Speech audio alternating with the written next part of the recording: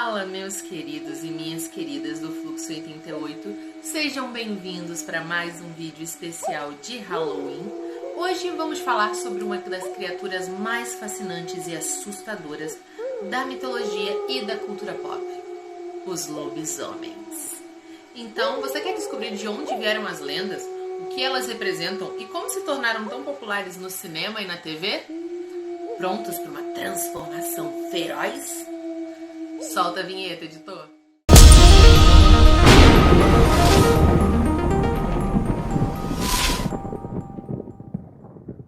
Primeira parte, a origem dos lobisomens. Os lobisomens têm uma história antiga, mas de onde vem essa lenda? As primeiras histórias de lobisomens surgem na mitologia grega, nas lendas nórdicas. Um exemplo famoso é o mito do rei Licaão, que foi transformado em lobo por Zeus como punição.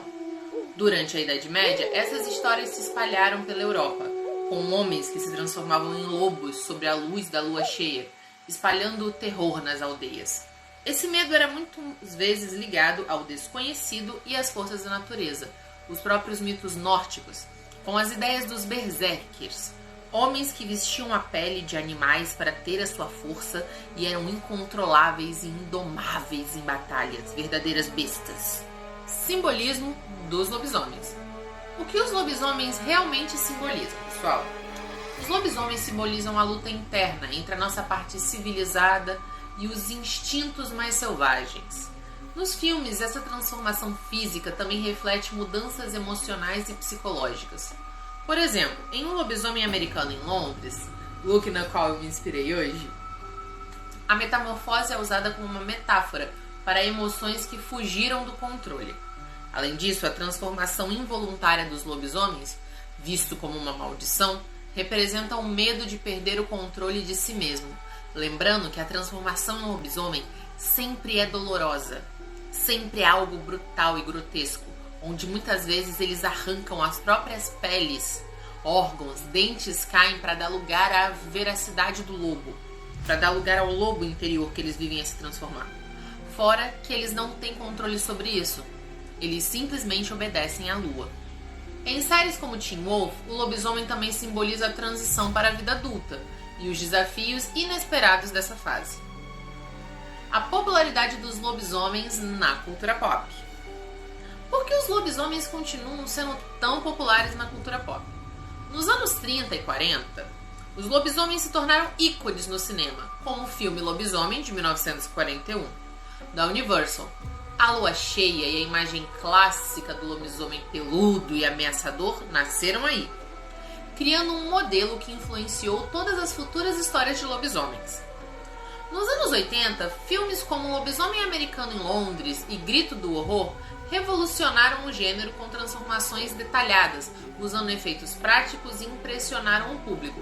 Vale ressaltar que também nos anos 80 nós tivemos o filme Teen Wolf, não a série que eu mencionei anteriormente, que aqui no Brasil foi traduzido para Garoto do Futuro. Eu nunca vou entender o porquê.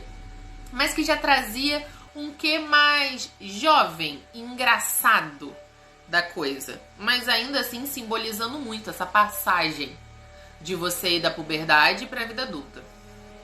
Nos anos 2000, séries como Crepúsculo, Teen Wolf e The Vampire Diaries trouxeram os lobisomens de volta com uma nova abordagem, mostrando-os como heróis e figuras complexas, conectando-se com um público mais jovem, tendo toda essa questão da metamorfose.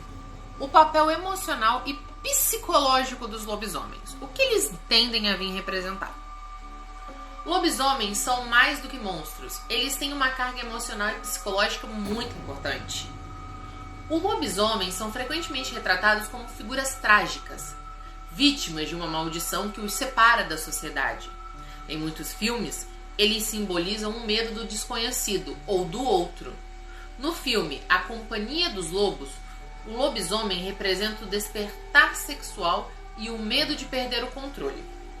Além disso, em histórias como Underworld, aqui no Brasil conhecido como Anjos da Noite, os lobisomens também exploram temas de opressão e conflito entre diferentes grupos, destacando questões sociais, falando da eterna briga entre vampiros e lobos. A evolução dos lobisomens modernos. Como os lobisomens mudaram ao longo do tempo? Com os avanços tecnológicos, as transformações de lobisomens ficaram ainda mais realistas. Vale aqui a gente falar do melhor lobisomem que temos no cinema até hoje, que é o lobisomem do Van Helsing, do filme do Hugh Jackman. Fale o que você quiser desse filme, você não vai estar errado.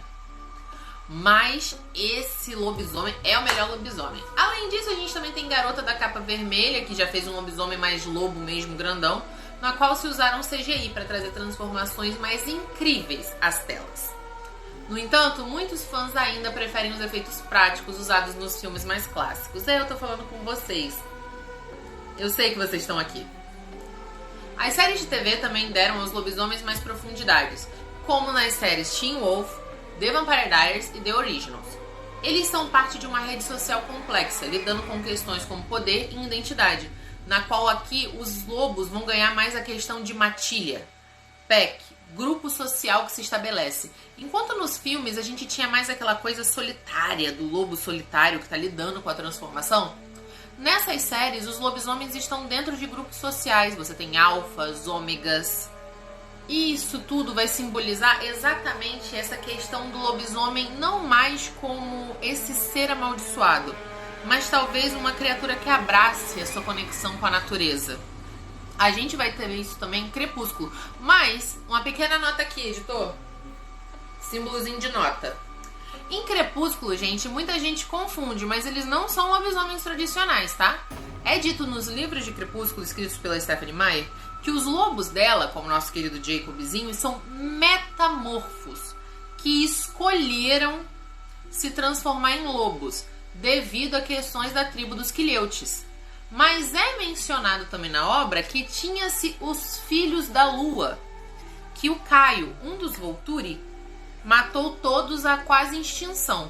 A Stephenie nunca se aprofundou disso nas obras dela, a gente nunca teve mais, ou pra saber como, porque, né, como muitas coisas que ela faz, ela nunca escreve o que a gente quer, essa coisa desnecessária, como uma adaptação de Sol da Meia-Noite. Indo de nervoso. Enfim, pessoal, pra concluir o nosso vídeo, os lobisomens continuam a nos fascinar porque representam a luta entre o controle e o caos, como eu falei pra vocês. O homem e o animal. Quem nunca ouviu aquela história? Dentro de nós tem dois lobos, qual você alimenta? Isso sempre teve relacionado. Locke fala, o homem é o lobo do homem. A ideia que a gente tem dessa visão do lobo como um animal que tanto pode viver em matilha, em uma sociedade organizada, mas ao mesmo tempo tem uma brutalidade, sempre fascinou e sempre teve atrelada essa ideia do lobisomem e do próprio ser humano. Eles são monstros e ao mesmo tempo profundamente humanos. Mas é isso, galera. Fala pra mim, qual é o seu filme ou série de lobisomem favorito? Deixa aqui nos comentários. Não esquece dos 3 Cs. Curtir, comentar, compartilhar. Se liga que essa semana ainda vai sair um top 5 obras de lobisomens na cultura pop. Lembrando que eu tenho o meu jeitinho de fazer meu top 5, hein? Mas se você tem o seu, deixa aqui nos comentários. Senta o dedão no like. É isso. Um beijo e um queijo. Tchau, tchau!